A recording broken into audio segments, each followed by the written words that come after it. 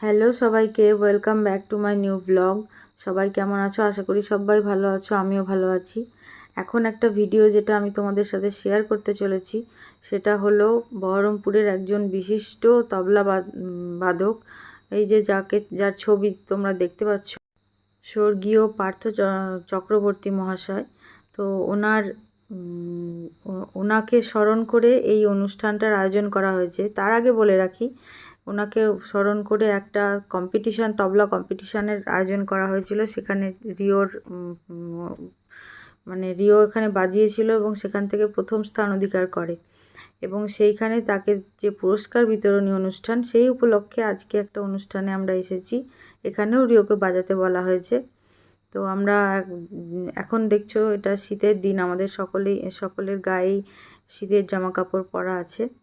তো ভিডিওটা পুরনো, তাই আমি একবার তোমাদেরকে বলে নিচ্ছি। এখন শারদিয়া চলছে, সেই কারণেই আর একটু বলে নেওয়া।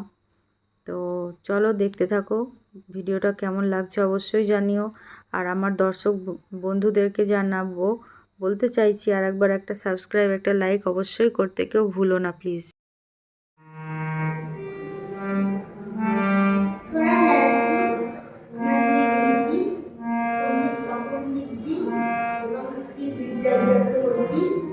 তাদের স্মরণ করছি এবং আমি কিছু বলবার বাজানোর চেষ্টা করছি।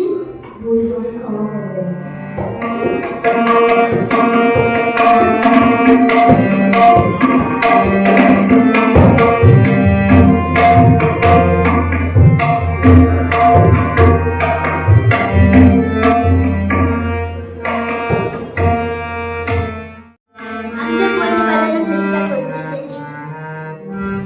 ডাকের দিন বাজারে বল যদি বাজানোর চেষ্টা করছি, বল যদি ক্ষমা করবেন।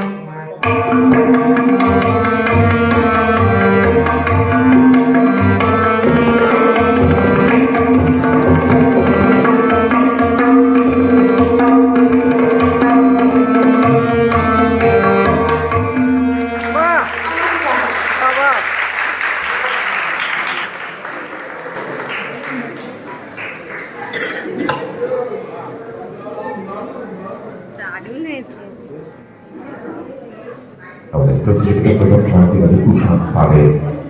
এই বাক্যটা আমরা শুনছিলাম। আমাদের সত্যি অসাধারণ লাগছিল, আরো একটু শুনতে পারলে ভালো হতো, কিন্তু বলছিলাম যে সময় বড় একটা বালাই, এবং সেই জন্যই আমাদের পরিবেশিল্পী সুজিত ঘোষ কবিরাগের প্রথম স্থান থেকে তার তবলার আমরা শুনবো।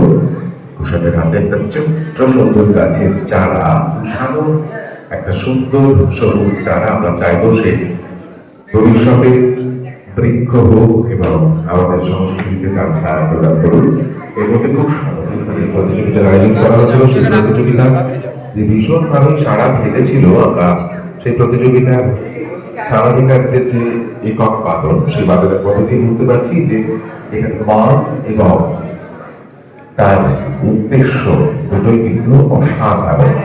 আমরা এই মুহূর্তে আমাদের বিভাগ গয়ে প্রথম স্থানাধিকারী সুজিত ঘোষের একক লড়াই শুনব।